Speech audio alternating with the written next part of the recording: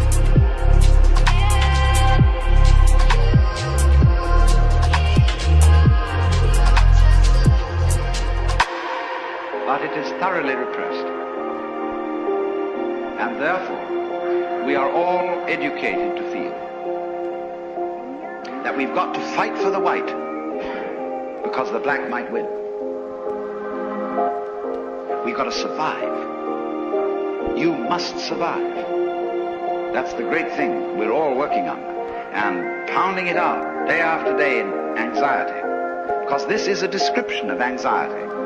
Anxiety is the fear that one of a pair of opposites might cancel the other forever.